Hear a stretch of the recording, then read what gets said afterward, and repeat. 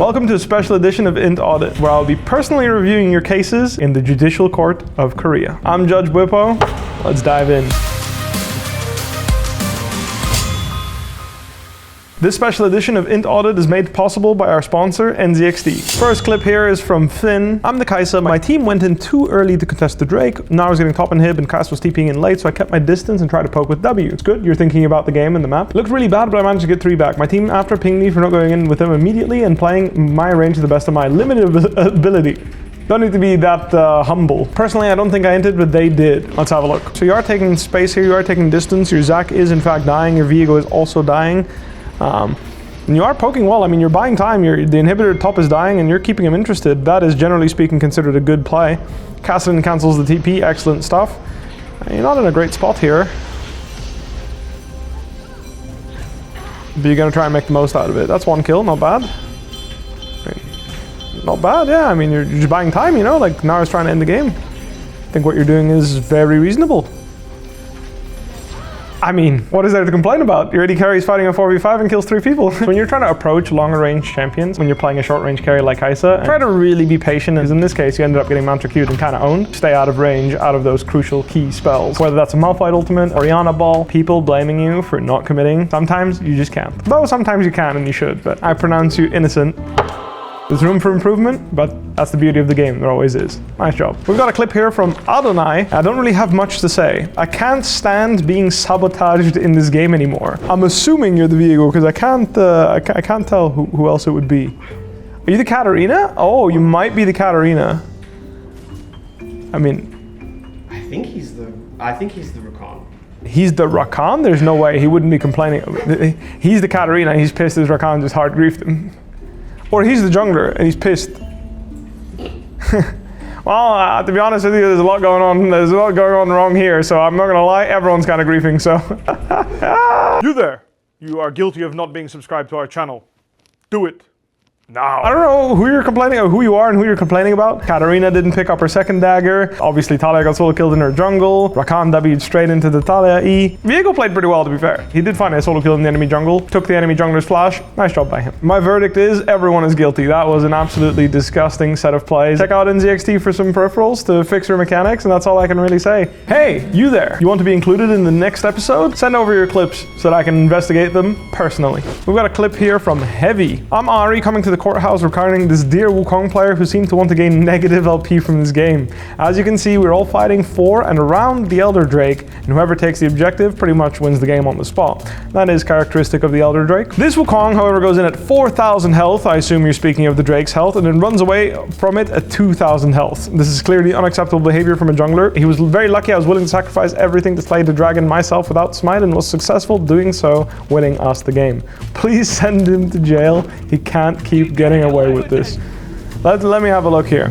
So indeed, the Wukong does get hooked. I mean, to be fair, he got hooked by Nautilus, W'd in, tried to ult and buy as much time and space as possible, and then the enemy team missed the smite.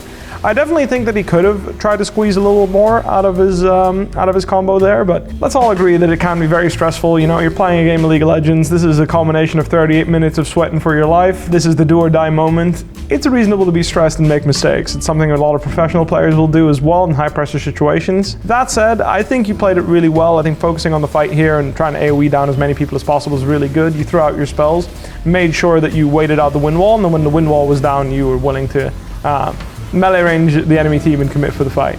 Now, I'm not sure you should have melee ranged them, but I do respect it.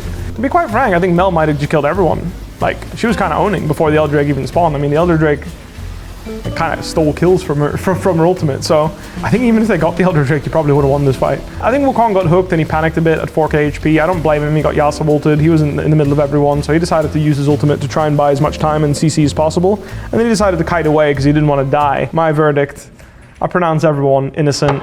It's a very high pressure situation in a very tough match. I mean, you're a 3v4 fight. Mistakes probably already occurred for you to be in an outnumbered situation when they're doing the Elder Drake. Unfortunately, Ahri and Mel were able to clean up the fight and win the skirmish.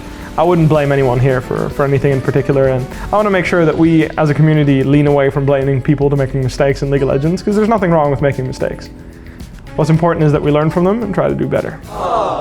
SEMZ sent in an Urgot clip. Very interesting, because I love watching Urgot. I may have been 2 to 3 and ran into the full enemy team, but Urgot just feels so unstoppable right now, and it clearly turned in my favor. If the judge thinks this is INTING, he may need to be impeached. Well, if you're telling me that you managed to kill everyone, then I'm going to look forward to it. So you are 2 and 3, but you all very well farmed, so obviously it's very important to recognize how many items you have, and immediately in the scoreboard I can tell that you have equal or more items than everyone else you're fighting against. So that's a good start. You're also level 13, which is a very high, very large and important breakpoint for Urgot, because that's when his legs start dealing mass damage. And to be quite frank with you, I mean, there's nothing wrong with this. I mean, you walked up to the enemy team, they went on you, and you killed everyone. You picked Urgot in a fantastic spot for him, where you have Ambessa, Braum, Jarvan, Tristana. These are all characters that can focus you down, but they're all single targets. So if they focus you down, which will still take a while for you to die, because you're playing Urgot, you're pretty beefy, your team will clean them up, and if they don't focus you down, you're going to have the time of your life. So to be quite frank with you, this is just a good old-fashioned top gap, and I want you to be proud of the top gap you accomplished. There's no inting when you kill the whole enemy team. I mean, let's be real here. Shout out to your Poppy. That guy was absolutely smurfing. So he must be using NZSD peripherals, because, I mean, he was too good. Approved. Roland, Kayn top. I was really tired when I was playing, so I was following whatever my friend who barely plays League was telling me to do. It's like I was listening to Rost the whole time. I like that, honestly. I like that. Here, bro. You smell bad. What? So you E'd through the wall, forgot that when you're in champion combat, your E has a shorter duration, and then you flashed so you could go into the proxy. Do I flash on this wall? That is pretty spicy, I won't lie. Oh, shit. Skip the formalities here and pronounce you griefer. That was disgusting, my friend, in the worst way possible. I feel like when you had Shojin, if you just played the lane normally, you would kind of just crap on this gangplank, because, I mean, Red Kayn at the point where he has Shojin, he's pretty fucking strong in a fight, especially against GP. Like, you can ult one of his barrel pops. Like, basically, you can get creative to find ways to make it hard for him to play against you. And I think deciding to proxy a wave, only getting 4 out of the 6 creeps, and then dying behind the enemy tower for free, I'd say that that's, generally speaking, considered griefing. I pronounce you a feeder. What? Anonymous Nautilus. I am learning tanks, and I may have forgotten I needed to peel for my AD carry as a tank, but I think I avenged him well enough. Let's have a look. You are, in fact, just pressing S menacingly in the bottom wave, and you are doing a whole lot of nothing. Oh, the whole enemy team came bot lane, and you decided to hook in and try to kill the Kai'Sa. I can respect that.